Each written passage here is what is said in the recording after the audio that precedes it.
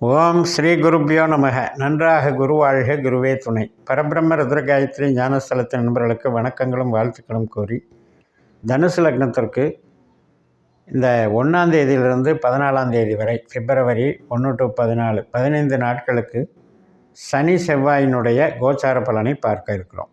காரணம் என்ன அப்படின்னா, குருவனுடைய ஒரே நட்சத்திர பாதத்தில் வெவ்வேறு ராசிகளில் சனி செவ்வாய்க்கு ஒரு தொடர்பு ஏற்படுகிறது. 3ஆம் இடமான கும்பராசியில் இருக்கிற சனி பூரட்டாதி 2ஆம் பாதத்தில் போயிட்டுருக்காரு.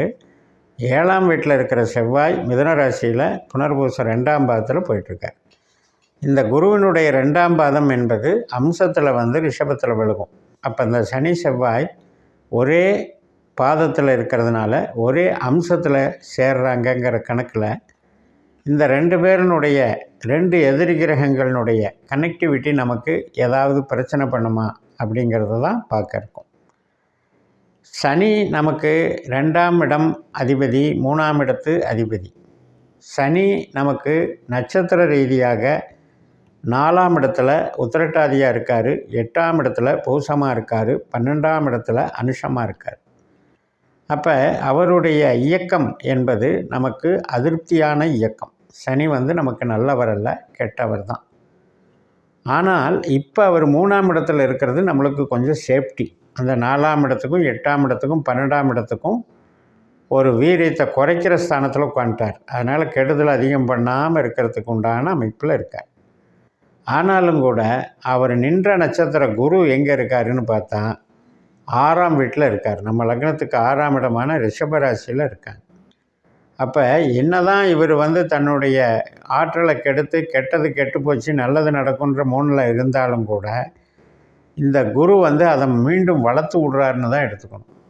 அதாவது 4ஆம் இடம், 8ஆம் இடம், 12ஆம் இடம் என்கின்ற அவஸ்தைகள், வலிவேதனைகள், துன்பங்கள், செலவுகள் இதையெல்லாம் குருவினால் சனி வளர்த்து விடுறாருன்னு தான் எடுத்துக்கணும்.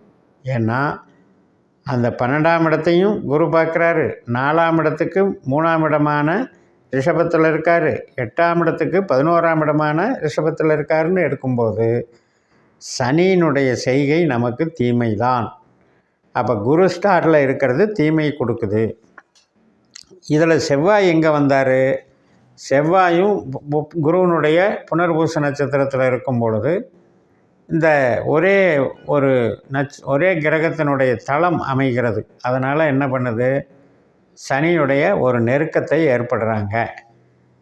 அப்போ இந்த செவ்வாய் நமக்கு நல்லவரா? செவ்வாயினுடைய நட்சத்திரம் எங்கே இருக்குது? நமக்கு 6ஆம் வீட்லேயும் இருக்குது, 7ஆம் வீட்லேயும் இருக்குது.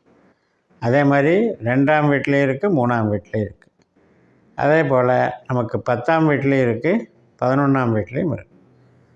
அப்போ இந்த 7ஆம் வீட்டில் இருக்கிற செவ்வாய் அவரும் குரு நட்சத்திரத்தில் இருக்கிறனால, குரு 6ல் இருக்கிறனால கணவன் மனைவி உறவு, சகோதர வழி உறவு, குழந்தைகள் வழி உறவு, நண்பர்கள், மூத்த சகோதரர் சகோதரி வகை உறவு, இது எல்லாமே எடுத்துக்கலாம். நம்ம அன்றாடம் சந்திக்கக்கூடிய கஸ்டமர்களையும் எடுத்துக்கலாம். அப்போ அந்த மாதிரி இடத்துல ஒரு உறவு பாலம் அப்படிங்கிறதுல ஒரு டிஸ்டர்பன்ஸில் இருக்கிறாரு செவ்வாய். இப்போ 2 ஆஸ்பெக்டில் பார்த்துட்டோம். ஒரு பக்கம் பார்த்திங்கன்னா சனினால் நமக்கு அதிகமான வேலைப்பளு, சுமைகள், அதனால் ஒரு இப்போ ஃபைனான்ஸ் ஷார்ட்டேஜ், கடன் சுமை அப்படின்னா அதுவும் ஒரு சுமை தான். கடின உழைப்பு உழைக்கிறோம், அதுவும் ஒரு சுமை தான். ஒர்க்லோடு அதிகமாக இருக்குது, ஆனால் அதுக்கேற்ற வருமானம் இல்லை. மூலதனமாக அதிகமாக போட்டுக்கிட்டு இருக்கோம், ஆனால் பெருசாக ரிட்டர்ன்ஸ் வர மாட்டேங்குது. இதெல்லாம் சனியினுடைய வேலையாக இருக்குது. அதே செவ்வாய் உறவுகள் சார்ந்த விஷயத்தில், நம்ம குடும்ப உறவுகள் சார்ந்து நமக்கு நன்மை தருவதில்லை. எதை பேசினாலும் பகை வந்துடுது. அப்போ ஒரு முயற்சி செய்கிறோம், அந்த முயற்சி ஸ்மூத்தாக போகலை அப்படிங்கிற ஒரு விஷயத்தை செவ்வாய் வச்சுருக்கு. இப்போ இந்த 2 பேரும் 3ஆம் வீட்லேயும் 7ஆம் வீட்லேயும் அந்த கனெக்டிவிட்டி ஏற்படுத்துதுங்கும்போது நாம் இப்போ ஒரு மூளை உழைப்பு, கமிஷன் வேலை செய்கிறோம், ஒரு கம்யூனிகேஷன் செய்கிறோம், ஒரு கான்ட்ராக்ட் வேலை செய்கிறோம், ஒரு கஸ்டமருக்கு சாட்டிஸ்ஃபை பண்ணுறதுக்கு என்னென்ன சர்வீஸ் எல்லாம் செய்கிறோமோ அந்த சர்வீஸ் வேலைகள் எல்லாம் நாம் பேசுகிறது ஒன்றா இருக்கும், அவங்க சொல்கிறது ஒன்றா இருக்கும். நாம் நல்லதே செஞ்சாலும் அவங்க அதை திருப்திப்படுற வகையில் எடுத்துக்க மாட்டாங்க. அப்போ சூழல் சரியில்லை, இந்த 15 நாளைக்கு நமக்கு சூழல் வந்து நெகட்டிவாக இருக்குது.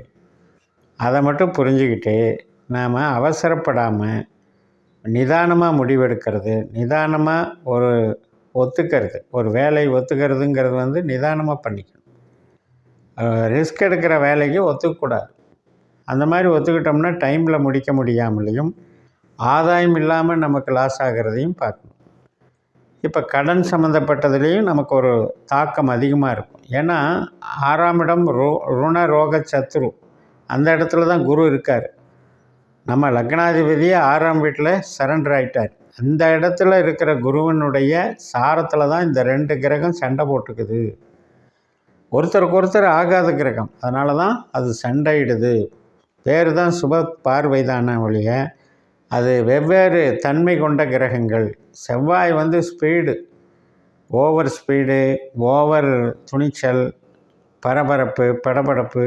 ஆனால் சனி வந்து அமைதி, அதில் தாமச குணம், ரொம்பவுமே லேட் மைண்டு, சோம்பேறித்தனம், காலதாமதம், இதையெல்லாம் வச்சுருக்கிற சனியும் செவ்வாயும் முரண்பாடுகளை கொண்டு நம்மளுடைய மனசு, நம்மளுடைய அறிவு, நம்மளுடைய கஸ்டமர், இந்த டீலிங்கு எல்லாம் கொஞ்சம் டிஸ்டர்ப் பண்ணுறாருன்றதை புரிஞ்சுக்கிட்டோம்னா, பொறுமையாக நம்ம வேலை உண்டு நம்ம உண்டுன்னு இருந்துக்கிட்டு இருந்தோம்னா, இந்த ரிஸ்க் எடுக்கிற வேலைகளில் கவனமாக இருந்தோம்னா நமக்கு எந்த பிரச்சனையும் வராது. சரி, இது எல்லாருக்குமே தனுசு லக்னத்தில் இருக்கிற அத்தனை பேருக்கு நடக்குமா அப்படின்னு கேட்டால் இல்லை. நம்மளுடைய ஜனனஜாதத்தின்படி சனி செவ்வாய் 2 கிரகத்தினுடைய திசையோ புத்தியோ அந்தரமோ சூட்சுமோ நடந்தால் மட்டும் இந்த பாயிண்டில் நம்ம கான்சன்ட்ரேட் பண்ணிக்கணும். அது நடக்காதவங்களுக்கு பிரச்சனை இல்லை. அதே மாதிரி நட்சத்திர நாட்கள், செவ்வாயினுடைய நட்சத்திர நாட்கள் சித்திரை, அவிட்டம், மிருகசிரீஷம். சனியினுடைய நட்சத்திர நாட்கள் பூச, மனுஷம், உத்திரட்டாதி. இந்த 6 நட்சத்திர நாட்களையும் நம்ம கொஞ்சம் கவனம் செலுத்திக்கணும். அவ்வளோதான். சிம்பிளாக நமக்கு புரிய வேண்டியது என்ன அப்படின்னா, ஒரு கிரகம் இந்த இடத்துல இருக்குதுங்கிறத வச்சு பலன் பார்க்குறத விட்டு அது என்ன நட்சத்திர தொடர்பில் இருக்குது, என்ன பாவ தொடர்பில் இருக்குது அப்படின்ற தொடர்புகளை எடுத்து பார்த்தா தான் நமக்கு கரெக்டாக புரியும். நம்ம கேள்விகளுக்கு கரெக்டாக அது விடை கொடுக்கும்.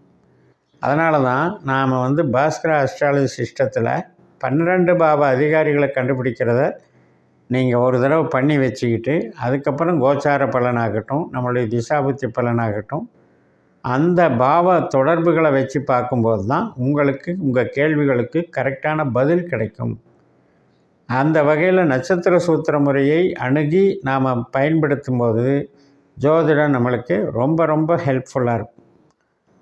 ஜென்ரலாக நம்ம ராசியை வச்சுக்கிட்டோ, 7.5 சனியை வச்சுக்கிட்டோ, மற்ற குரு பயிற்சி, சனி பயிற்சி, ராகு எது பயிற்சி வச்சுக்கிட்டோ பார்க்குற முறைகளை விட்டுட்டு நம்ம டிகிரி பிரகாரம் நம்மளுடைய உபநட்சத்திர கான்செப்ட் என்ன, எந்த பாவத்தை எந்த கிரகம் இயக்குது, அது நல்லதா கெட்டதா, நாம் இப்போ இருக்கிற ஃபீல்டு அந்த பாவத்துக்கு ஏற்புடையதா, அது சாதகத்தை பண்ணுமா, இப்படியெல்லாம் நம்முடைய கேள்விகளுக்கு இந்த முறை தெளிவான பதிலை தரும் என்று சொல்லி நிறைவு செய்கிறேன்.